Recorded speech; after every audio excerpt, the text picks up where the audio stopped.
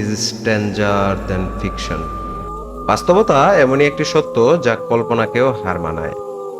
আসসালামু আলাইকুম প্রিয় শ্রোতা বন্ধুরা। ভয়ের রাজ্যে হারিয়ে যেতে আমাদের নিয়মিত আয়োজনের 17তম এপিসোডে নতুন আরও একটি ভয়ঙ্কর সত্য ঘটনা নিয়ে আপনাদের স্বাগত জানাচ্ছি। আমি আরজে রনি। তাই বেশি কথা না বাড়িয়ে সরাসরি চলে যাব আমাদের আজকের ঘটনায়। যেভাবে লেখা আছে আমি ঠিক সেভাবেই পড়ছি। এই ঘটনাগুলো ঘটেছিল পশ্চিম আফ্রিকার দেশ নাইজেরিয়াতে। মূল ঘটনা শুরু করার আগে নাইজেরিয়া জাতিগোষ্ঠী নিয়ে কিছু তথ্য দেওয়া যাক, তাহলে ঘটনা বুঝতে সুবিধা হবে। আসলে এই পৃথিবীটা একসময় কুসংস্কারে ভরা ছিল। দিনে দিনে এসবের পরিবর্তন হয়েছে, তবে এখনো অনেক জায়গায় অনেক কিছু চলমান। নাইজেরিয়াতে মোট 300টিরও বেশি ছোট বড় জাতিগুলো রয়েছে, যার ভেতরের প্রধান তিনটি জাতিগোষ্ঠী হচ্ছে হাউসা, ইউরোবা ও ইভো। হবিবাই হচ্ছেন একজন ইভো সম্প্রদায়ের লোক, আর উনি খ্রিস্টান ধর্মের। এই প্রধান তিন জনগোষ্ঠীর ভেতরে হাউসা হচ্ছে সবচেয়ে বড়। নাইজেরিয়ার জনসংখ্যার প্রায় 31% হচ্ছে হাউসা, তারপর ইউরোবা। মোট জনসংখ্যার প্রায় 16% হচ্ছে ইউরোবা, তারপর ইভো। মোট জনসংখ্যার প্রায় 15% ইভো। ইউরোবা ও ইভো সংখ্যায় প্রায় সমান। নাইজেরিয়ার এক এক অঞ্চলে এক এক জাতির প্রভাব রয়েছে। নাইজেরিয়ার উত্তর অঞ্চলে হাউসারা সংখ্যাগরিষ্ঠ আর অন্যান্যরা সংখ্যালঘু। পশ্চিম অঞ্চলে ইউরোবা সংখ্যাগরিষ্ঠ আর পূর্ব অঞ্চলে ইবোরা। ববিবাইয়ের বাড়ি হচ্ছে নাইজেরিয়ার পশ্চিম অঞ্চলে, সেখানে ইউরোবারা সংখ্যাগুরু আর ইবোরা সংখ্যালঘু। সঙ্গত কারণে আমি জায়গার নাম বলছি না। এই যে বিভিন্ন জাতি, এদের ভেতরে আবার বিভিন্ন ধর্মের মানুষ রয়েছে। এদের পরস্পরের ভেতরে যেমন দ্বন্দ্ব রয়েছে, নিজেদের ভেতরেও অনেক দ্বন্দ্ব রয়েছে। যেমন ইউরোবাদের ভেতরে মুসলিম, খ্রিস্টান ও অন্যান্য ধর্মের মানুষ আছে। আবার এদের ভেতরে উপজাতিও আছে। উপজাতিদের আবার নির্দিষ্ট ধর্ম আছে। তারা আবার আলাদা আলাদা কালচার মেনে চলে। আর এই ইউরোবাদের সাথে উপজাতি ইউরোবাদের দ্বন্দ্ব আছে। তাদের ধর্ম, কর্ম, মতের অনেক বিভেদ রয়েছে। যদি কালো জাদুর কথা বলেন, তবে উপজাতিরা এ বিষয়ে সবসময় অভিজ্ঞ এবং শ্রেষ্ঠত্ব লাভ করেছে। হাউসা ও ইবোদের ভেতরে ঠিক একই বিষয় লক্ষ্য করা যায়। আপনি হয়তো জানেন, নাইজেরিয়াতে 1967 সালে গৃহযুদ্ধ হয়েছিল। এই গৃহযুদ্ধের প্রধান একটা কারণ হচ্ছে জাতিগত দ্বন্দ্ব। নাইজেরিয়াতে যে সমস্ত বিষয়গুলো দেখা যায়, যে অঞ্চলটিতে যে জাতিরা সংখ্যাগুরু, তারা বাকি সংখ্যালঘু জাতিদের উপর প্রভুত্ব করে। প্রায় অঞ্চলের সংখ্যাগুরু দ্বারা সংখ্যালঘুরা চরম বৈষম্যের শিকার। বর্তমানে এসব দ্বন্দ্বের হার তুলনামূলকভাবে অনেক কমে গেলেও এখনো সেখানে অনেক জায়গায় এই জাতিগত দ্বন্দ্বের দেখা মেলে। এই দেশটিতে প্রচুর কালো জাদুর চর্চা হয়। তাছাড়া নাইজেরিয়ার এক বিশাল জনগোষ্ঠী বুডো বা কালো জাদু ধর্মে বিশ্বাসী। বুডো হচ্ছে তাদের ভাষায় প্রজ্ঞা ও কল্যাণের প্রতীক। তবে এই ধর্মটি কিন্তু অন্য ধর্ম থেকে একদমই আলাদা, কেননা ধর্মের সাথে তাদের একান্ত নিজস্ব একটি দর্শন ও আদর্শ জড়িয়ে আছে। এই ধর্মের সবচেয়ে গুরুত্বপূর্ণ দিক হলো এটি একই সাথে সর্বস্বর এবং একাশ্বরবাদী। ববিভাই বলেছিলেন, প্রতি বছর একটি বিশেষ দিনে এই ভুডুয়ানরা একটা গুনগুন অনুষ্ঠানের আয়োজন করে থাকে। সেদিন একজনকে বিশেষ সাজে সাজানো হয়। এই গুনগুন অনুষ্ঠানে যিনি গুনগুন সেজে থাকেন, তিনি বিভিন্ন রঙের লম্বা লম্বা জামা পরে বাড়ি বাড়ি ঘুরে বেড়ান। তাদের বিশ্বাস এই দিনে তাদের পূর্বপুরুষদের আত্মা ফিরে আসে। তবে একটা ভয়ঙ্কর বিষয় আছে এখানে। এই গুনগুন যখন বাড়ি বাড়ি ঘুরে বেড়াবে, তখন তার থেকে বেশ দূরত্ব বজায় রাখতে হয়। যদি কেউ ভুল করে এই গুনগুন সাজে সজ্জিত ওই ব্যক্তির কাছে যান, তবে গুনগুন সজ্জিত ব্যক্তিটি সহ যে ব্যক্তি তার কাছে যাবে সে ব্যক্তি, অর্থাৎ দুজনেরই একসাথে মৃত্যু হবে। একবার ববিভাইয়ের এলাকায় গুনগুন অনুষ্ঠানে দুজন ব্যক্তি একসাথে মারা গেল। একজন নাকি ভুল করে গুনগুনকে স্পর্শ করে ফেলে। তারপর বিদ্যুতের শক খেয়ে মানুষ যেমন মুহূর্তের মধ্যে দগ্ধ হয়ে যায়, ঠিক তেমন করেই ওই দুইজন মারা গেলেন। এটা ববিভাই নিজে দেখেছেন। তাছাড়া এখানে মানুষ প্রায় সর্বক্ষেত্রে কালো জাদুর ব্যবহার করে থাকে, যেমন ভালো কোনো চাকরির জন্য, ভালোবাসা স্থাপন, সংসারে শান্তির জন্য ইত্যাদি ইত্যাদি। তাছাড়া খারাপ তো আছেই। ফুটবল নাইজেরিয়ার একটি জনপ্রিয় খেলা, এটা আমরা সবাই জানি। ববিভাই বলেছিলেন, ওই যে বড় বড় তারকা ফুটবলাররা, তাদের অনেকেই কবিরাজের শরণাপন্ন হয়েছেন বিভিন্ন সময়ে। রোমান ক্যাথলিক খ্রিস্টান ও প্র্যাকটিসিং মুসলিম ব্যতীত মোটামুটি সবাই প্রত্যক্ষ ও পরোক্ষভাবে কালো জাদুর চর্চা করে থাকেন অথবা শরণাপন্ন হয়ে থাকেন। এখানে সবচেয়ে ভয়ঙ্কর যে বিষয়টি লক্ষ্য করা যায় সেটি হচ্ছে এখানে এক জাতি ও অন্য জাতির উপরে কালো জাদু করে থাকে। এবার হয়তো বুঝতে পারছেন আমি কেন এত কথা বললাম। আজকের গল্পের মূল বিষয় হচ্ছে দুই জাতি অর্থাৎ ইউরোবা এবং ইবোদের ভেতরে কালো জাদুর লড়াইকে কেন্দ্র করে। এবার মূল ঘটনায় আসা যাক। ববি ভাই তার বর্তমান বয়স হিসেব করে বলেছেন এই ঘটনার সূত্রপাত তার জানামতে 1980-র দশকের শেষের দিকে একটা সময় হতে পারে।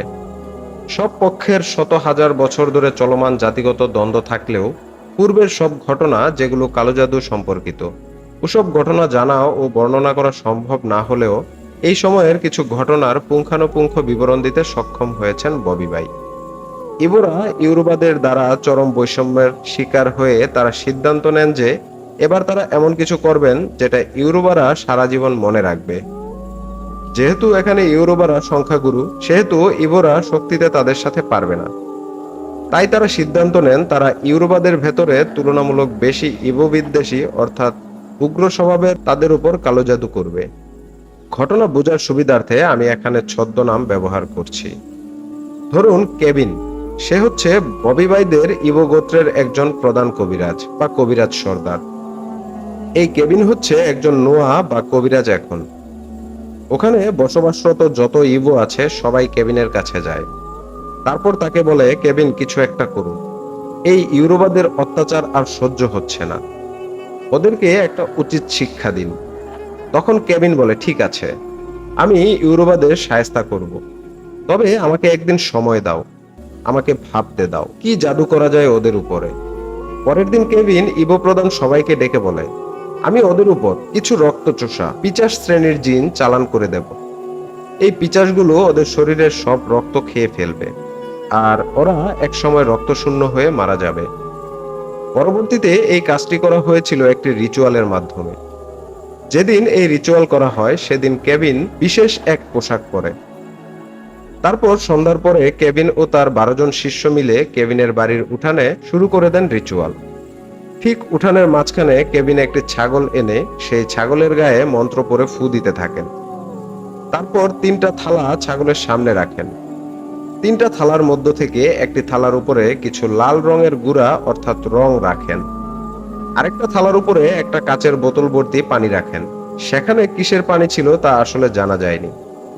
ওইদিকে কেভিনের শিষ্যরা ওই ছাগলকে ঘিরে গোল হয়ে অদ্ভুত এক নৃত্য করতে থাকে, মানে শুধু 2 পা নাচিয়ে ওই ছাগলের চারপাশে ঘুরতে থাকে। ওইদিকে কেভিন রঙের থালা থেকে রং নিয়ে মন্ত্র পড়ে ছাগলের গায়ে মাখাতে থাকে, আর একটু পর পর ওই কাচের বোতল থেকে কিছু পানি মুখে নিয়ে ফুস করে ছাগলের দিকে পানি নিক্ষেপ করে। এতে অনেকটা ছড়িয়ে ছিটিয়ে পানিগুলো ছাগলের গায়ে লাগে। এভাবে চলে প্রায় 10 মিনিট। এরপর কেভিন একটা লম্বা ধারালো রামদা নিয়ে আসে, আর কেভিনের শিষ্যরা এক ধরনের কাঠের বাদ্য বাজাতে থাকে, যেটা আকারে একটি গোল বাটির মতো হলেও অনেকটা ঢোলের মতো বাজাতে থাকে তারা। তখন বাদ্য বাজিয়ে ছাগলটির চারপাশে গোল করে নৃত্য করছে আর সুর করে একটা শব্দ বারবার বলছে, এর অর্থ হচ্ছে এসো এসো। এদিকে কেভিন রামদা হাতে নিয়ে ছাগলের সামনে বিভিন্ন অঙ্গভঙ্গি করতে থাকে। কি ভাবছেন, কেভিন এখনই ছাগলটাকে বলি দিবে আর এই বলির মাধ্যমে কোনো একটা জিন চালান করে দিবে তাদের প্রতিপক্ষের উপরে? আমিও এমনটাই ভেবেছিলাম, কিন্তু আসলে সেটা হয়নি। ববি ভাই বলেছিলেন এই যে রিচুয়ালের মাধ্যমে একজন শক্তিশালী পিচাসকে বন্দী করা হবে, ওই পিচাসটাকে এই ছাগলের শরীরে প্রবেশ করতে বাধ্য করা হবে, তারপর বলি দেওয়া হবে ওই ছাগলের ভেতরে থাকা পিচাসকে। যাই হোক, তারা ওভাবে বাদ্য বাজিয়ে নেচে নেচে বলছে সেই একই কথা, এসো এসো এসো, অর্থাৎ ওই পিচাসটাকে ডাকছে। এভাবে চলতে থাকে বেশ কিছুক্ষণ। একটা সময় ছাগলটা ওখানে দাঁড়িয়েই হুঙ্কার দিতে থাকে। একটা ছাগল কি ধরনের শব্দ ব্যবহার করতে পারে, কিভাবে ডাকতে পারে সেটা সকলেরই জানা আছে, কিন্তু ওই ছাগলটা তখন যে ধরনের শব্দ ব্যবহার করেছে তাতে মনে হচ্ছে একটা কোনো ভয়ঙ্কর জন্তু হবে। তার এমন হুঙ্কারের শব্দ শুনে উপস্থিত সবাই বুঝতে পারে এখনই এই ছাগলের ভেতরে পিচাস বন্দী হয়েছে। তখন তারা আনন্দে উল্লাস করতে থাকে। একটু খেয়াল করুন, পিচাস বন্দী হয়েছে দেখে তারা উল্লাস করছে। আর এই ঘটনা যদি আমাদের দেশে কোথাও হতো, আর আমরা যদি সেটা বুঝতে পারতাম আমাদের সামনে থাকা ছাগলটার ভেতরে একটি ভয়ঙ্কর পিচাস আছে, তখন আমাদের কি অবস্থা হতো। তাহলে বোঝা যায় এসব বিষয় তাদের কাছে ডালভাতের মতো, আসলে ভয়ঙ্কর ব্যাপার।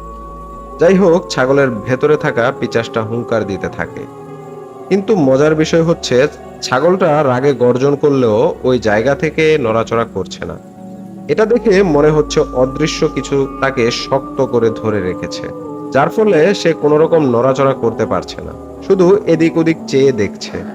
আমি ববি ভাইকে জিজ্ঞেস করলাম, এই যে ছাগলের চারপাশ দিয়ে একসাথে এত মানুষ নাচানাচি করছে, বাদ্য বাজাচ্ছে, তার আগে তার শরীরে রং মাখালো, বোতল থেকে পানি মুখে নিয়ে তার দিকে নিক্ষেপ করলো, এত কিছু হলো সেখানে, আর ছাগলটা ওখানে দাঁড়িয়ে থাকলো। সে তো পালাতে পারুক বা না পারুক, অন্তত ছোটাছুটি তো করবে। তখন ববি ভাই হেসে আমাকে বললেন, ছোট ভাই, এটাই তো কালো জাদু। এই ছাগলকে সম্পূর্ণ বশ করে রাখা হয়েছিল। যাই হোক, একসময় কেবিন এক কোপে ছাগলের ঘাড় থেকে মাথাটা আলাদা করে ফেলে। যখনই কূপ মেরেছে তখনই ওই ছাগলটা এত জোরে আর্তনাদ করে উঠেছে, সেই আর্তনাদে পুরো বাড়িটা কেঁপে ওঠে। ওই আর্তনাদ মূলত ছাগলের ভেতরে থাকা পিচাসটার। কেবিন ছাগলের কাটা মাথা ওই খালি পড়ে থাকা তৃতীয় থালার উপরে রেখে দেয়। ওইদিকে ছাগলটা বলি দেওয়ার সাথে সাথে কেবিনের একজন শিষ্য একটা মাটির পাত্র এনে ছাগলের রক্তগুলো ওই মাটির পাত্রে সংগ্রহ করে। তারপর কাটা মাথা ও পাত্রবর্তী রক্ত নিয়ে কেবিন চলে যায় তার ছোট ঘরে। বলে রাখা ভালো, আফ্রিকান কবিরাজদের আলাদা ঘর থাকে, সেখানে তারা তাদের কবিরাজি কর্মকাণ্ড করে থাকে।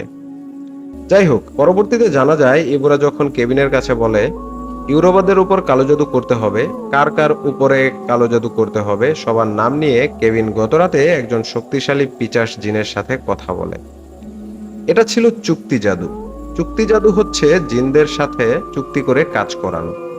প্রথমে কবিরাজ সিদ্ধান্ত নেন কি কি জাদু করতে চান, তারপর কবিরাজ কাজের ধরন অনুযায়ী সেই জিনকে আহ্বান জানান। যেমন ধরেন, কোনো জিন মানুষের রক্ত খেয়ে ফেলতে পারে, কোনো জিন মানুষকে পাগল বানিয়ে রাখতে পারে, ইত্যাদি ইত্যাদি। কেবিন সিদ্ধান্ত নেয় সে উগ্র ইউরোবাদের রক্ত শূন্য করে মারবে, যাতে বিষয়টা সহজে কেউ বুঝতে না পারে। তার ভাবনা অনুযায়ী সে গতরাতে একজন পিচাসকে আহ্বান করে, যে কিনা মানুষের শরীর থেকে রক্ত চুষে খেয়ে ফেলতে পারে। কেবিনের আহ্বানে ওই রকম একটি পিচাস কেবিনের ডাকে সাড়া দিয়ে তার কাছে আসে। তখন কেবিন ওই জিনকে বলে, আমার একটা কাজ করে দিতে হবে। জিন জিজ্ঞেস করে, কি কাজ? তখন কেবিন বলে, তোমাকে যাদের নাম বলবো তুমি তাদের রক্ত খেয়ে ফেলবে। এই কাজের জন্য তুমি আমার কাছে কি চাও? তখন জিন বলে, আমি মানুষের রক্ত খেতে পছন্দ করি, এটা ঠিক, তবে এই কাজ করতে হলে তোমাকে দুটো কাজ করতে হবে। কেবিন জিজ্ঞেস করে, কি কি কাজ করতে হবে? তখন ওই জিন বলে, তুমি যেমন তোমাদের শত্রুদের মেরে ফেলতে চাইছো, ঠিক আমিও আমার একজন শত্রুকে হত্যা করতে চাই তোমার মাধ্যমে। একটা কথা, মানুষের ভেতরে যেমন শত্রুতা থাকে, জিনদের ভেতরেও তেমন শত্রুতা আছে। যাই হোক, কেবিন বলে, তোমার প্রথম কাজ আমি করে দেব, মেরে দেব তোমার শত্রুকে, তুমি যাকে মারতে চাও। দ্বিতীয় কাজটা কি সেটা বলো। তখন জিনটি বলে, আমি আমার শত্রুর তাজা রক্ত পান করতে চাই, আর তার মাথাটা চিবিয়ে খেতে চাই। কেবিন বলে, ঠিক আছে, তাই হবে। ওই যে ছাগলের ভেতরে একটা পিচাস বন্দি করে তাকে বলি দেওয়া হলো, ওই বলি হওয়া জিনটি ছিল কেবিনের সাথে চুক্তি করা সেই জিনের শত্রু। এভাবেই ইবুদের কবিরাজ সর্দার একটা জিনের সাথে চুক্তি করে ইউরোবাদের উপর কালো জাদু করলো। পরবর্তীতে নাকি ওই কালো জাদুর প্রভাবে ইউরোবাদের অনেকে রক্ত শূন্যতায় ভুগে মারা যায়। কি ভাবছেন, ইউরোবারা কিছুই বুঝতে পারেনি? ইবোরা তাদের উপর কালো জাদু করেছে, এটা ইউরোবারা জেনে যায়। তারপর তারা ইবোদের উপরে কালো জাদু করে। একটা কথা এখানে বলে রাখা ভালো, জাদুবিদ্যায় কেউ কারো থেকে কম নয়। হাউসা, ইবো, ইউরোবা, এই তিন জাতিদের কাছে রয়েছে কালো জাদুর বই। যাই হোক, প্রতিশোধ হিসাবে ইউরোবা ইবোদের উপরে ভয়ঙ্কর এক কালো জাদু করে। এই জাদুকে বলা হয় আত্মঘাতী কালো জাদু। অর্থাৎ এই জাদু যার উপরে প্রয়োগ করা হবে সে নিজে আত্মহত্যা করে মারা যাবে। সেবার ইউরোবাদের এই জাদুর ফলে নাকি 10 জনেরও বেশি ইবোরা আত্মহত্যা করেছিল। একসাথে এত মানুষ আত্মহত্যা করেছে, এটা কোনো স্বাভাবিক বিষয় ছিল কি? ইবোরা বুঝতে পারে আসলে ঘটনাটি কি ঘটেছে। আমি দুঃখিত, এই জাদু করার নিয়মটা আমি জানতে পারিনি, যেটা আমাকে ববি ভাই বলতে পারেননি। তবে এই জাদু কাটানোর যে প্রক্রিয়া ছিল সেটা ববি ভাই আমাকে বলেছেন। যখন ইবোরা ইউরোবাদের দ্বারা কালো জাদুতে আক্রান্ত হয়ে নিজের প্রাণ নিতে থাকে, তখন কেভিন বুঝতে পারে তাদের গোত্রের উপর ইউরোবারা ওইসব ভয়ঙ্কর জিন চালান করে দিয়েছে, যারা মানুষকে নিয়ন্ত্রণে রেখে আত্মহত্যা করতে বাধ্য করছে। এখন এটার একটি সমাধান দরকার। কি সেই সমাধান, আর সেটা কিভাবে করা হলো এখন বর্ণনা করছি। এর সমাধান হচ্ছে একটাই, আর সেটা হচ্ছে ইউরোবাদের চালান করা জিনদের হত্যা করা। কিভাবে হত্যা করা হলো এখন সেটা জানাবো। যেদিন ওই জিনদের কেভিন হত্যা করলো, সেদিন কেভিন আর তার 12 সদস্যের শিষ্যরা সন্ধ্যায় একটা যজ্ঞ করে। যজ্ঞটা করেছিল যেভাবে, কেভিন অনেকগুলো কাঠের পুতুল নিয়ে আসে, আর তার সংখ্যা প্রায় 20টা হবে।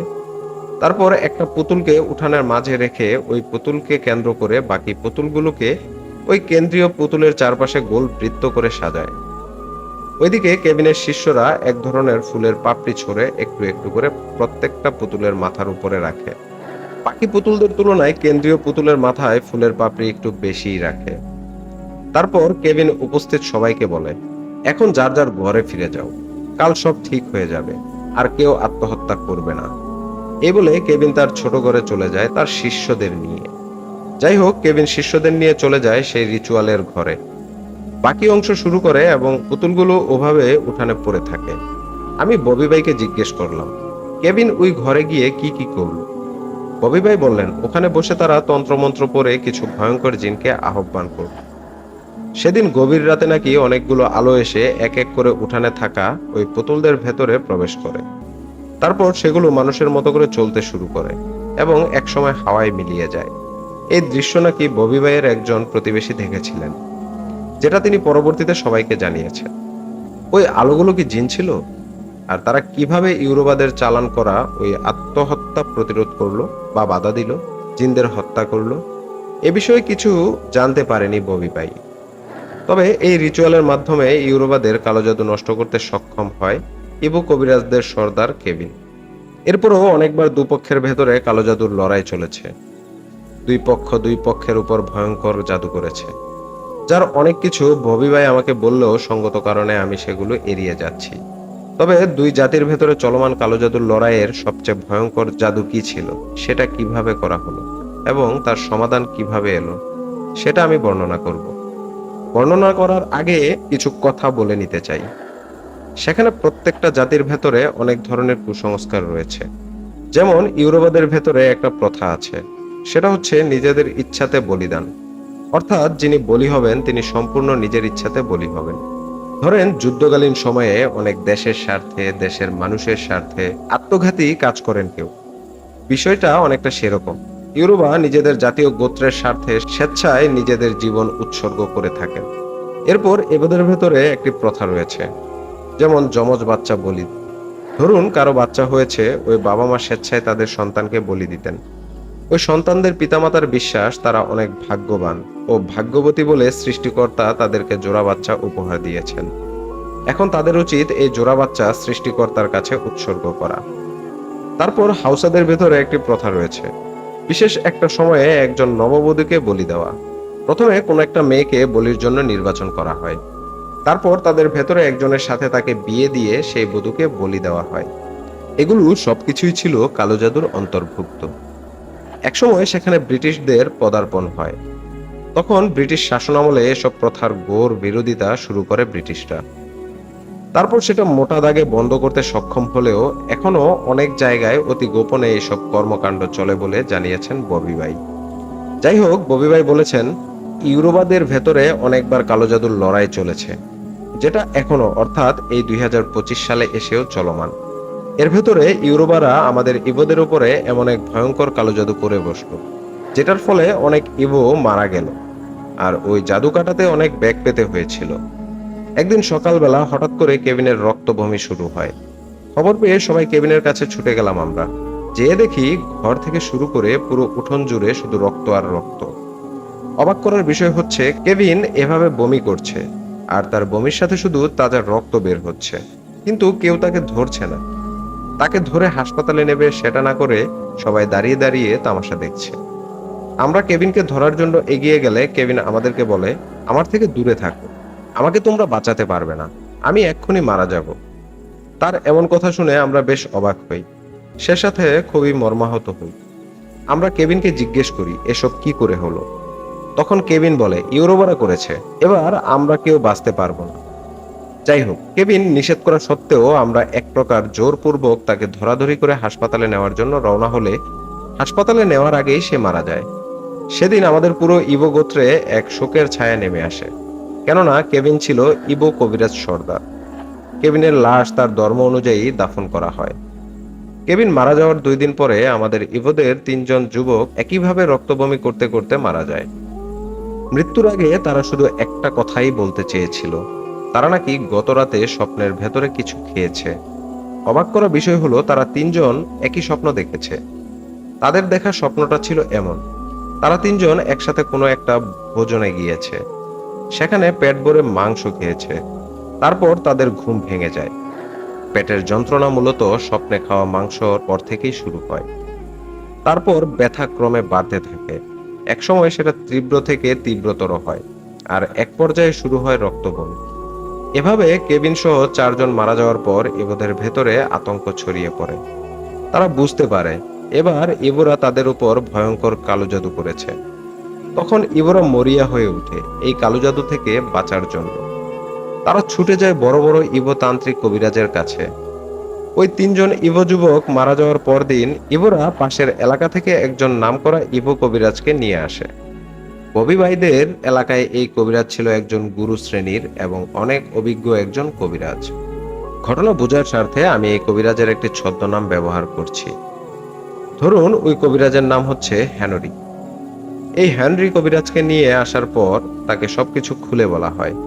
কেভিন সহ কিভাবে 4জন ব্যক্তি মারা গেল জানানো হয়। সবকিছু শুনে হেনরি বলে, আচ্ছা, আমি আগে দেখি ইউরোপরা তোমাদের উপর কোন ধরনের কালো জাদু করেছে। হেনরি তখন একটি আসন পেতে বসেন, তারপর চোখ বন্ধ করে বিড়বিড় করে কিছু একটা পড়তে থাকেন। একটা সময় মনে হলো হেনরি একদম ঘুমিয়ে গেছেন ওই বসা অবস্থায়। যাই হোক, কিছুক্ষণ পর হেনরি তার চোখ খোলেন। তারপর তিনি আসন থেকে উঠে দাঁড়ান। হেনরি বলেন, তোমাদের উপর ভয়ঙ্কর প্রতিশোধ নিতে ইবোরা একজন অভিজ্ঞ ইউরোবা আদিবাসী কবিরাজ সর্দারকে নিয়ে আসে, তোমাদের পুরো গোত্রকে কালো জাদু করে শেষ করে দেওয়ার জন্য। ওই ইউরোবা কবিরাজ ছিল একজন অতি অভিজ্ঞ নোয়া। তখন ওই আদিবাসী ইউরোবা কবিরাজ সর্দার ওখানকার ইউরোবাদের বলেন, কিছুদিন পরে সূর্যগ্রহণ হবে। ওই সূর্যগ্রহণের সময় তোমাদের ভেতর থেকে একজন স্বেচ্ছায় যদি বলি হতে রাজি হয়, তবে এই বলির মাধ্যমে ইবোদের উপর ভয়ঙ্কর কালো জাদু করতে পারবো, যে জাদু কাটানোর ক্ষমতা ইবোদের নেই। তারপর ইউরোবাদের ভেতর থেকে একজন রাজি হয় স্বেচ্ছায় বলি হতে। এভাবে সূর্যগ্রহণের দিন ইউরোবা কবিরাজ একজনকে বলি দিয়ে তোমাদের উপর ভয়ঙ্কর কালো জাদু করেছে। ওরা ওই দিন একটা রিচুয়াল করেছিল, যে রিচুয়ালের মাধ্যমে ভয়ঙ্কর 3টি শক্তিশালী জাদুকরের জিনকে তোমাদের উপর চালন করে দেয়। ইউরোবাদের চালান করা ওই জিন 3টা আদমা জাদুবিদ্যা জানে। এই আদম জাদুবিদ্যা হচ্ছে এমন এক বিদ্যা যে কিনা চাইলে কিছু সময়ের জন্য তার শরীর একদম অস্তিত্বহীন করে ফেলতে পারে। মানে এই জাদুর প্রভাবে কোনো জিনও তাদেরকে খুঁজে পাবে না। যেমন বাতাসেরও একটি অস্তিত্ব আছে, কিন্তু সেটা অনুভব করা যায়, দেখা যায় না।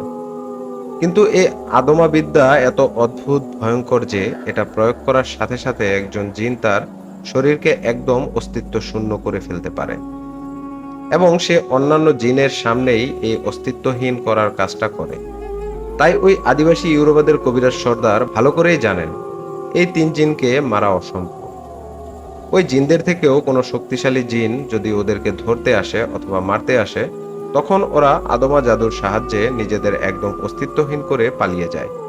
তারপর আর ওদের খুঁজে পাওয়া যায় না।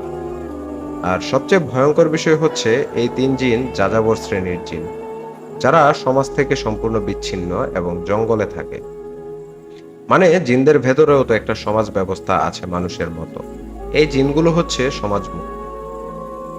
এবার আসছি আদমা বা আদা জাদুর রহস্য আসলে কি, এখন সেটা বলছি। আনুমানিক 1700 শতাব্দীতে পশ্চিম আফ্রিকার কোনো এক দেশে জন্ম হয়েছিল এই আদমার। তার জন্ম কোথায় হয়েছিল এটা নির্দিষ্ট করে কেউ বলতে পারেনি। তাকে সবাই রাজকুমারী আদমা বলে চেনে। আফ্রিকার অনেকে বলেন আদমার জন্ম হয়েছিল কোনো এক রাজ পরিবারে, আবার অনেকে বলে সে জন্মেছিল একটি সাধারণ গরিব পরিবারে। তবে আদমা ছিল একজন বুদ্ধিমতী এবং একজন আফ্রিকান সুন্দরী তরুণী। আদমা সবসময় সামাজিক কল্যাণমূলক কাজের সাথে যুক্ত থাকত। বিশেষ করে নারীদের অধিকার নিয়ে সে কাজ করত। এতে করে তার অনেক শত্রু হয়ে যায়। তার ওই শত্রুদের হাত থেকে নিজেকে বাঁচার জন্য, এই শত্রুদের শিক্ষা দেওয়ার জন্য আদমা একসময় ভয়ঙ্কর কালো জাদুর চর্চা শুরু করে। সে কিভাবে জাদুবিদ্যা আয়ত্ত করেছে এ বিষয়ে জানা যায়নি। তবে সে জাদুবিদ্যায় অনেক পারদর্শী ছিল। বিশেষ করে সমস্ত দৃশ্য এবং অদৃশ্য শক্তির সামনে নিজেকে অস্তিত্বহীন করা জাদুতে সে পারদর্শী ছিল। তার এমন জাদু ক্ষমতার জন্য অনেকে তাকে অতি অসাধারণ কিছু মনে করলেও তৎকালীন সময়ে অনেকে তাকে অপছন্দ করত। অনেকে বলে থাকেন যে শয়তানি বিদ্যা অর্থাৎ ডাকিনী বিদ্যা বা ডাইনি বিদ্যার চর্চা করত সে। যাই হোক, এই হচ্ছে আদমা সম্পর্কে সংক্ষিপ্ত তথ্য। আদমার কাছ থেকে এই তিনটি জিন নিজেদের লুকিয়ে ফেলার সেই জাদু শিখেছে বলে কবিরাজ হেনরি সেদিন জানিয়েছিল। আদমা এই তিন জিনকে বশ করে তার জাদুবিদ্যার যাবতীয় কাজ করাতো। এখন আদমা মারা যাওয়ার পর ওই তিনটি জিন মুক্ত হয়ে যায়, আর এখন তারা স্বাধীন। প্রশ্ন থাকতে পারে, তারা যদি স্বাধীন হয়ে থাকে তবে ইউরোপা আদিবাসী কবিরাজ সর্দারের কথা অনুযায়ী তারা কেন কাজ করছে? উত্তর হচ্ছে, এটা একটা চুক্তি। যাই হোক, বলি দেওয়ার পরে শর্ত অনুযায়ী এখন ওই তিন জিন ইউরোপা আদিবাসী কবিরাজ সর্দারের কাছে প্রতিশ্রুতি দিয়েছে, ওরা তোমাদের সবাইকে মেরে ফেলবে। ইউরোপাদের সবচেয়ে বেশি ক্ষোভ ছিল কেবিনের উপরে। এই জন্য ইউরোপারা তাদের কবিরাজ গুরুর কাছে অনুরোধ করে সে যেন সর্বপ্রথম কেবিনকে হত্যা করে। সে কথা অনুযায়ী ইউরোপাদের কবিরাজ গুরু সর্বপ্রথম কেবিনের উপর কালো জাদু করে। যে রাতে কেবিনকে হত্যা করা হয় সে রাতে কেবিনকে একই স্বপ্ন দেখানো হয়। মানে, তোমাদের যে তিনজন যুবক মারা গেছে তারা যে স্বপ্ন দেখেছিল, একটা ভোজনে গিয়ে পেট ভরে মাংস খাচ্ছে, তারপর পেটে ব্যথা শুরু হয়েছে এবং অতঃপর রক্ত বমি করে মৃত্যু। মূলত এই জিন তিনটা স্বপ্নের ভেতরে এক ধরনের কাঁচা মাংস খাওয়ায়। এই মাংস খাওয়ার ফলে এই চারজনের মৃত্যু হয়েছে। এখন থেকে প্রতিদিন তোমাদের ভেতর থেকে তিনজন করে স্বপ্নে ওই তিন জিনের দেওয়া মাংস খাবে এবং এটা খেলে আর বাঁচার উপায় নেই। এভাবে তোমাদের সবাইকে মেরে ফেলা হবে। এই সমস্যার সমাধান একটাই, সেটা হচ্ছে ওই যাযাবর তিন জিনকে হত্যা করা, যা আমার পক্ষে অনেকটাই কঠিন হবে। তবে আমাকে একটু সময় দাও, দেখি কি করা যায়। আপাতত আমি চলে যাচ্ছি, আগামীকাল আবার আসবো। আজকে রাতের ভেতরে আমি দেখব কোনো উপায় বের করতে পারি কিনা। তারপর হেনরি চলে যায়, আর যাওয়ার আগে সবাইকে বলে যায় আজকে রাতে ভুলেও যেন কেউ না ঘুমায়। কারণ হচ্ছে, ঘুমিয়ে গেলে গত রাতের মতো তিন জিন স্বপ্নের ভেতরে মাংস খাইয়ে মেরে ফেলবে তিনজনকে। জেগে থাকলে হয়তো এই সমস্যাটা হবে না। যাই হোক, সেদিন রাতে কবিরাজ হেনরির কথা মতো আর কেউ ঘুমানোর সাহস পায়নি। তবে দুর্ভাগ্যবশত হঠাৎ করে ভোর রাতের দিকে আবারও তিনজন যুবক রক্তবমি করতে করতে একটা সময় মারা যায়।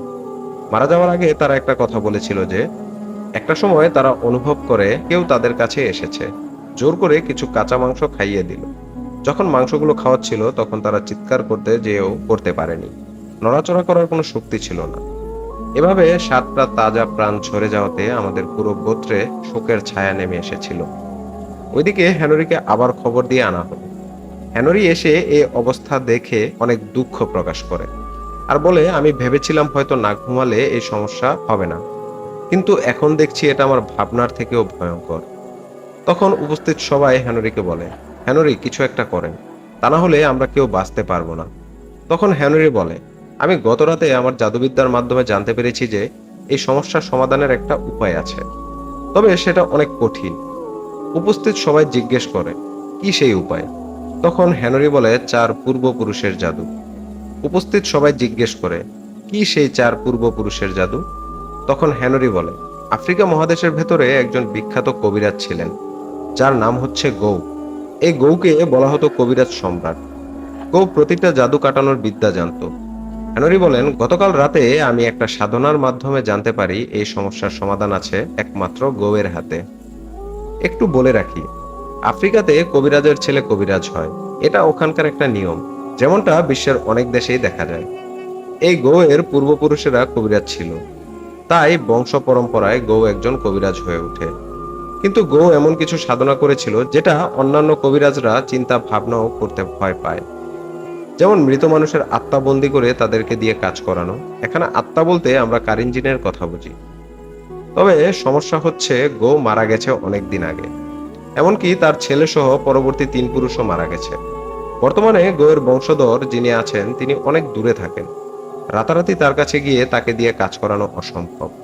তাছাড়া সে গোয়ের মতো ওই রকম অভিজ্ঞতা অর্জন করতে পেরেছিল কিনা সেটাও ভাববার বিষয়। তাই আমি সিদ্ধান্ত নিয়েছি আমি 4 পূর্বপুরুষের জাদু করব। উপস্থিত সবাই তখন হেনরিকে জিজ্ঞেস করে, কি সেই 4 পূর্বপুরুষের জাদু? তখন হেনরি বলে, গোয়ের আত্মাকে ফিরিয়ে আনবো, আর সেই আত্মার কাছ থেকে জেনে নেব এই সমস্যার সমাধান। তবে এই কাজটা করা মোটেও সহজ নয়। গোয়ের আত্মা ফেরাতে হলে আমাকে তার পরবর্তী 3 পুরুষের আত্মা ফেরাতে হবে। মানে গোয়ের আত্মা ফেরাতে হলে প্রথমে গোয়ের নাতির ছেলের আত্মা ফেরাতে হবে, তারপর গোয়ের নাতির ছেলের আত্মার উপর ভর করে গোয়ের নাতির আত্মা ফেরাতে হবে। সেই আত্মার উপর ভর করে গোয়ের ছেলের আত্মা ফিরবে, তারপর সেই আত্মার উপর ভর করে গোয়ের আত্মা ফিরবে। এটাকে বলে ম্যাজিক অফ ফোর্স অ্যানসেস্টার্স, অর্থাৎ 4 পূর্বপুরুষের জাদু। এই 4 পূর্বপুরুষের জাদু কিভাবে করা হয়েছিল আর আত্মা কিভাবে ফিরিয়েছিল সেটা বর্ণনা করার আগে আমি কিছু কথা বলতে চাই, কেননা এই বিষয় নিয়ে তর্ক হতে পারে। শ্রোতাদের মধ্যে আমরা সিংহভাগই মুসলিম। আমরা বিশ্বাস করি মানুষ মারা গেলে তার রূহ বা আত্মা বারজাকের জীবনে চলে যায়, সেখান থেকে আত্মা ফিরে আসার কোনো সুযোগ নেই। আর আমরা এটাও জানি যে আমাদের সকলের সাথে একটা করে কারিন জিন থাকে। এই কারিন জিন আমাদের সকলের জন্মের সাথে সাথে আমাদের সাথে যুক্ত হয়ে যায়। আমাদের মৃত্যু হলেও এই কারিন জিন কিন্তু বেঁচে থাকে। কতদিন বেঁচে থাকে এ বিষয়ে আমি আসলে জানি না, তবে সে বেঁচে থাকে। আমরা অনেক ঘটনার মাধ্যমে জেনেছি যে কারিন জিন হাজির করা হয়েছে বা অনেকে এই কারিন জিনের সাহায্যে কাজ করেছেন। মূল বিষয় হচ্ছে নির্দিষ্ট কিছু প্রক্রিয়ার মাধ্যমে কারিন জিন হাজির করা যায়, আর এই কারিন জিনকে দিয়ে কাজ করানো যায়। আমরা যেটাকে কারিন জিন হিসাবে জানি, আফ্রিকানরা অথবা অন্য অনেক দেশের মানুষ সেটাকে স্পিরিট বলে। যাই হোক, এখন এই ঘটনার মূল পর্ব 4 পূর্বপুরুষের জাদু সেটা বর্ণনা করছি। সেদিন হেনরি কিছু সময়ের জন্য চলে যায়। তারপর সে আরো 5 জন অভিজ্ঞ কবিরাজকে সাথে করে ফিরে আসে। সেই সাথে কিছু জিনিস নিয়ে আসে। তার ভেতরে ছিল 4টি কবুতর, কিছু পাখির পালক, 4টি মানুষের মাথার খুলি, কিছু রং, মোমবাতি ইত্যাদি ইত্যাদি। হেনরি বলছেন সূর্য যখন একদম মাথার উপরে থাকবে, অর্থাৎ ভর দুপুর, ঠিক তখনই আমি ও আমার সহকর্মী এই 5 বন্ধু আমাদের রিচুয়াল শুরু করব। আমাকে একটা ফাঁকা জায়গা দিতে হবে, সেখানে আমরা ছাড়া কেউ যেন না আসতে পারে সে বিষয়ে আপনাদের খেয়াল রাখতে হবে। ববি ভাই বলেছেন হেনরির কথা মতো তাকে কেবিনের বাড়িটা ছেড়ে দেওয়া হয়, আর আমরা দূর থেকে হেনরির কর্মকাণ্ড লক্ষ্য করছি। সূর্য যখন একদম মাথার উপরে, তখন হেনরি কবুতর 4টিকে জবাই করে প্রত্যেকটা কবুতরের রক্ত আলাদা আলাদা করে রাখে। তারপর হেনরি সেই 4টা মানুষের খুলি বের করে এক একটা খুলির উপরে একটি করে কবুতরের রক্ত ঢেলে দেয়। রোদের তাপে কিছুক্ষণ পর খুলিগুলোর রক্ত শুকিয়ে যায়। তারপর হেনরি কিছু পাখির পালক আগুনে পুড়িয়ে সেটা ছাই করে নেয়। সেই ছাইয়ের সাথে কিছুটা রং মিশিয়ে সামান্য পানি দিয়ে সেটাকে এক ধরনের কালির মতো বানিয়ে ফেলে। তারপর রোদে শুকিয়ে যাওয়া রক্ত মাখা মাথার খুলির উপরে আঙুলের সাহায্যে কিছু একটা লিখতে শুরু করে হেনরি। একসময় এক এক করে 4টা মাথার খুলির উপরে লেখা শেষ হলে আবারও খুলিগুলো কিছুক্ষণ রোদে শুকিয়ে নেয় হেনরি। খুলিগুলো শুকিয়ে গেলে হেনরি সহ বাকি কবিরাজরা সেই 4টি মাথার খুলি নিয়ে কেবিনের সেই কবিরাজি করার জন্য যে ঘর ছিল সেই ঘরে চলে যায়। তারপর সেখানে সবাই মিলে শুরু করে একটি যজ্ঞ। ববি ভাই বলেছেন ওই দিন ওই 6 কবিরাজ একটা মালসার ভেতরে আগুন জ্বালিয়ে সে আগুনের পাত্রের পাশে 4টি মানুষের মাথার খুলি রেখে তন্ত্রমন্ত্র পড়তে থাকে এবং তাদের জানা জাদুবিদ্যা সব জাহের করতে থাকে। সেদিন দুপুর থেকে সন্ধ্যা পর্যন্ত এই 6 জন কবিরাজ এই রিচুয়াল করেছিল। এতে করে নাকি 4 পুরুষের আত্মা পূর্ণ শক্তি পেতে সক্ষম হয়েছিল। একটা কথা বলে রাখা ভালো, এই যে 4টি মানুষের মাথার খুলি, এগুলো মূলত ওই কবিরাজদের ভেতরে কোনো একজনের 4 পূর্বপুরুষের মাথার খুলি ছিল, যেমন বাবার দাদার দাদার বাবার এবং তার বাবার। কেননা এই ম্যাজিক সম্পূর্ণ করতে হলে এমন 4টা মানুষের খুলি প্রয়োজন, যা হতে হবে 4 পূর্বপুরুষের মাথার খুলি। যাই হোক, সন্ধ্যা পর্যন্ত টানা যজ্ঞ শেষ করে হেনরি এবং বাকি কবিরাজরা বাইরে চলে আসে। তারপর হেনরি আমাদের সবাইকে ডাকে। আমরা হেনরির কাছে গেলে হেনরি আমাদের বলে, আপনারা দয়া করে কেউ ঘর থেকে বের হবেন না। সূর্য ডোবার সাথে সাথে আমি আমার আসল কাজ অর্থাৎ 4 পূর্বপুরুষের আত্মা ফেরানোর জাদু শুরু করব। বাহিরের পরিবেশটা তখন অস্বাভাবিক হয়ে যেতে পারে, মনে হতে পারে প্রচন্ড ঝড় তুফান হচ্ছে। দয়া করে কেউ ভয় পাবেন না, আর ভুলেও এই উঠানের চারপাশে কেউ আসবেন না। যদি কেউ আসেন তবে নিজ দায়িত্বে আসবেন, কেননা তারা চরম ক্ষতির সম্মুখীন হতে পারেন। হেনরির কথা শোনার পর আমরা তাকে আশ্বস্ত করি যে আমরা কেউ আসব না, এখানে আপনি আপনার কাজ চালিয়ে যান। সেদিন সূর্য ডুবার পর শুরু হয় আসল কাজ। ববি ভাই বলেছেন আমরা তখন আড়াল থেকে দেখতে থাকি হেনরি কি কি করছে। তাছাড়া এই সমস্যার সমাধানের পর হেনরি আমাদের সবকিছু খুলেও বলেছিল। আমি ঘটনার ধারাবাহিকতা বজায় রাখার জন্য সেটা এখন বলছি যে কিভাবে করা হয়েছিল, কি কি করা হয়েছিল। এই 4 পূর্বপুরুষের আত্মা ফেরানোর সময় সেদিন হেনরি উঠানের মাঝখানে একটি কাপড় বিছিয়ে সেখানে 4টি মানুষের মাথার খুলি রাখে। তারপর সেই খুলি বরাবর 4টি দাগ কেটে দেয়, মানে একটি খুলির সামনের দিকে একটি করে সরল রেখা টানে। সে দাগের উপরে কিছু রং ছিটিয়ে সেগুলোর উপরে মোমবাতি স্থাপন করে, অনেকটা অ্যাসেম্বলির মতো করে সাজিয়ে নেয়। এরপর সেই মোমবাতিগুলোতে আগুন জ্বালিয়ে হেনরি সহ বাকি কবিরাজরা খুলিগুলোর সামনে দিয়ে একটা লাইনে বসে পড়ে। তারপর সবাই মন্ত্র পড়া শুরু করে। ঘন্টার পর ঘন্টা মন্ত্র পড়েই যাচ্ছে তারা। বেশ কিছুক্ষণ মন্ত্র পাঠ করার পরে চারপাশে ঝড় উঠতে থাকে, মনে হচ্ছে এখনই সব লন্ডভন্ড করে দিবে। অবাক করা বিষয় হচ্ছে বাতাসের ভেতরও মোমবাতিগুলো ঠিকই জ্বলছে। একটি ভয়ঙ্কর পরিবেশ সৃষ্টি হয় তখন। এভাবে ঝড় বাতাস চলাকালীন সময়ে প্রথম সারির মোমবাতিগুলো এক এক করে নিভে যায়। তারপর তার কয়েক সেকেন্ড পরে একটি আলো এসে প্রবেশ করে প্রথম খুলির ভেতরে। আলোটি যখন প্রথম খুলির ভেতরে প্রবেশ করেছে তখন সব কবিরাজ একসাথে দাঁড়িয়ে যায়। তারপর তারা সুরলা কণ্ঠে একটি লাইন বলতে থাকে, যার বাংলা অর্থ হচ্ছে তোমার পিতাকে নিয়ে এসো। এভাবে কিছুক্ষণ গান গাওয়ার পর ওই আলোটি আবার ওই খুলি থেকে বেরিয়ে চলে যায়। তার কয়েক মিনিট পর দ্বিতীয় লাইনটির মোমবাতি সব এক এক করে নিভে যায়। তারপর একটি আলো এসে দ্বিতীয় মাথার খুলির ভেতরে প্রবেশ করে। ওই আলোটি যখন দ্বিতীয় খুলির ভেতরে প্রবেশ করে তখন সব কবিরাজ আবারও একই সুরে সেই গান গাইতে থাকে। তার কিছুক্ষণ পর আবারও একই ঘটনা ঘটে, আলোটি খুলি থেকে বের হয়ে যায়। তৃতীয় লাইনের মোমবাতিগুলো এরপর সব নিভে যায়। আরেকটি আলো এসে তৃতীয় মাথার খুলিতে প্রবেশ করে। প্রবেশ করার সাথে সাথে কবিরাজেরা সেই একই গান আবারও গাইতে থাকে।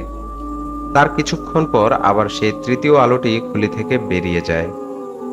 তৃতীয় খুলিটির আলো যখন ওখান থেকে চলে যায় তারপর পরিবেশটা আরো বেশি ভয়ঙ্কর হয়ে ওঠে। মনে হচ্ছে এখনই সব লন্ডভন্ড হয়ে যাবে। চারপাশ জুড়ে তখন প্রচন্ড বাতাস বইছে। এমন সময় চতুর্থ লাইনের মোমবাতিগুলো নিভে যায় এবং একে একে 4টি আলো 4টি খুলির ভেতরে প্রবেশ করে। যখনই ওই আলো খুলিগুলোর ভেতরে প্রবেশ করেছে তখন আবার সেই কবিরাজেরা উঠে দাঁড়ায় এবং সবাই একসাথে বলতে থাকে, হে মহা আত্মা বাঁচাও, আমাদেরকে বাঁচাও।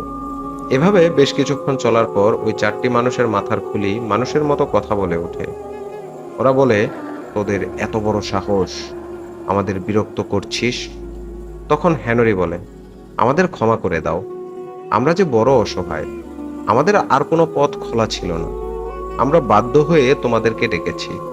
তারপর ওই 4 পূর্বপুরুষের সাথে কবিরাজ হেনরির অনেক কথা হয়। অবশেষে হেনরি সক্ষম হয় তাদের শান্ত করতে। এক পর্যায়ে চতুর্থ খুলির, যেটার ভেতরে গৌয়ের আত্মা ছিল, সে বলে, আমাদেরকে কেন ডেকেছিস সেটা বল। তখন হেনরি সবকিছু খুলে বলে, কিভাবে ইউরোবারা ইবোদের উপরে কালো জাদু করেছে আর এই সমস্যার সমাধান কি, সেই বিষয়ে গোয়ের কাছে তারা জানতে চায়। সবকিছু শুনে গো বলে এই সমস্যার সমাধান হচ্ছে আয়না জাদু। তারপর গো হেনরিকে বলে দেয় কিভাবে সে আয়না জাদু করতে হবে। আর গো এটাও বলে দেয় যে আজকে রাতে কোন 3 যুবক মারা যাবে। তাদেরকে যদি বাঁচাতে চায় তাহলে তাদেরকে পানির ভেতরে রাখতে হবে। ওই জিনের জাদু পানিতে কাজ করে না। ওরা 3 জন যেন আজকে সারা রাত পানির ভেতরে কাটিয়ে দেয়, তাহলেই বাঁচতে পারবে। এরপর সে বলে, আর তুই আগামীকাল আয়না জাদু প্রয়োগ করবি। এ আয়নার ভেতরে তাদেরকে বন্দি করে হত্যা করবি। পুরো প্রক্রিয়াটা কিভাবে করতে হবে সেটা গো হেনরিকে শিখিয়ে দিয়ে যায়। তারপর সে মানুষের মাথার খুলিগুলো থেকে একে একে 4টি আলো উড়ে চলে যায়। এভাবে শেষ হয় 4 পূর্বপুরুষের জাদু। সবকিছু সম্পন্ন হওয়ার পর হেনরি সবাইকে আবার ডাকে। আমরা তার কাছে গেলে সে সবকিছু খুলে বলে। তারপর সেই 3 জন যুবককে, যাদেরকে আজকে রাতে মেরে ফেলা হবে, তাদেরকে একটি পুকুরে রাত কাটাতে বলা হয়। হেনরির কথা মতো ওই 3 জন যুবক সারা রাত পুকুরের পানিতে কাটিয়েছিল। পরের দিন বিকেলে হেনরি একা আসে, সাথে 3টা আয়না নিয়ে। হেনরিকে দেখে আমরা সবাই তার কাছে এগিয়ে গেলাম। তখন হেনরি বলে, আমাদের কোনো সমস্যা হয়েছে কিনা। আমরা তাকে বলি, না, আজকে আর কোনো সমস্যা হয়নি। যাই হোক, সেদিন বিকাল থেকে হেনরি একটা রিচুয়াল শুরু করে, যেটা কেবিনের উঠানে বসে সে করেছিল। রিচুয়ালটা মূলত একটি পূজা পাঠ ছিল, যেটা সঙ্গত কারণে আমি বর্ণনা করতে চাই না। সেদিন সূর্য ডুবার পর হেনরি একটি গণ্ডি কেটে বসে, আর তার সামনে ছিল 3টি আয়না। সেই 3টি আয়না সামনে রেখে মন্ত্রপাঠ করতে থাকে। কিছুক্ষণ মন্ত্রপাঠ করার পর একসাথে 3টা আলো এসে সেই 3টি আয়নার ভেতরে প্রবেশ করে। তারপর হেনরি একটি ছুরি দিয়ে একটি আয়নার ভেতরে আঘাত করে। যখনই সে ছুরি দিয়ে আয়নার ভেতরে আঘাত করে, তখন প্রচন্ড একটি আর্তনাদের শব্দ ভেসে আসে। ববি ভাই বলছেন, ওই আর্তনাদের শব্দটা এত জোরালো ছিল যে যেমনটা খুব নিকটে বজ্রপাত হলে হয়। উপস্থিত সবার কানের পর্দা ফেটে যাবার মতো অবস্থা হয়েছিল। এভাবে একে একে 3টি আয়নাকে হেনরি আঘাত করে ছুরি দিয়ে, আর প্রত্যেকবার ওইভাবে আর্তনাদের শব্দ ভেসে আসে। এটা শেষ করার পর হেনরি আমাদের সবাইকে ডাকে এবং সে বলে সমস্যার সমাধান হয়ে গেছে। আজকে থেকে তোমরা সবাই ইউরোবাদের কালো জাদু থেকে মুক্তি পেলে। এভাবেই একটি ভয়ঙ্কর সমস্যার সমাধান করেছিল হেনরি।